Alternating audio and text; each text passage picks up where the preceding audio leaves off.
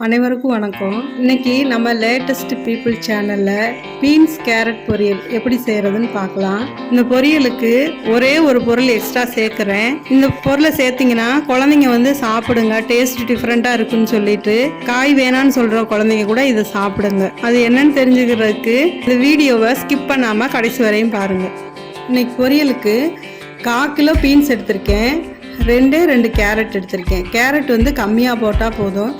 ஒரு சிலருக்கு இனிப்பு பிடிக்காது, அதுக்காக நான் 2 கேரட் மட்டும் எடுத்திருக்கேன். 2ஐயும் பொடி பொடியாக கட் பண்ணி எடுத்து வச்சுக்கலாம். அடுப்பை ஆன் பண்ணிவிட்டு வடைச்சட்டி வச்சுட்டு சட்டி சூடானதும் 2 ஸ்பூன் ஆயில் சேர்த்துருக்கேன். ஆயில் சூடானதும் 1 ஸ்பூன் கடுகு போட்டிருக்கேன்.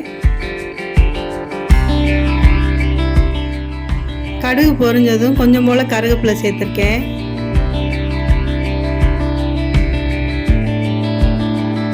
கருவேப்பிலை பொரிஞ்சதும் நறுக்கி வச்ச பீன்ஸை ஃபஸ்ட்டு சேர்த்துக்கலாம்.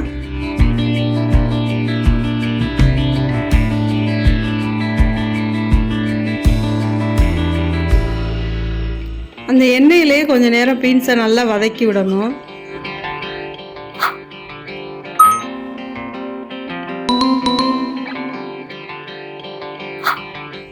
பீன்ஸ் கொஞ்சம் வதங்கினதும் தேவையான அளவு உப்பு சேர்த்துக்கலாம்.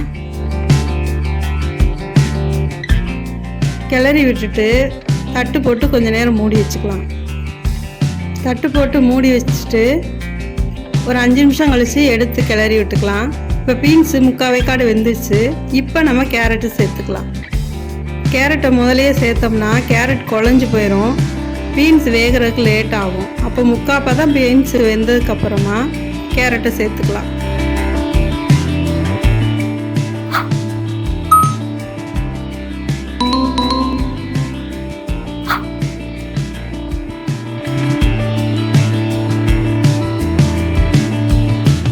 கேரட்டுக்கு தேவையான தண்ணி சேர்த்து மூடி வச்சுக்கலாம்.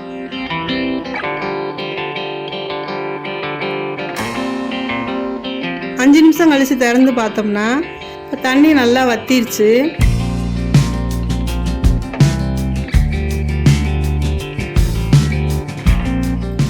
இப்போ நம்ம இதுக்கு தேவையான அளவு வரமிளகாத்தூள் சேர்த்துக்கலாம்.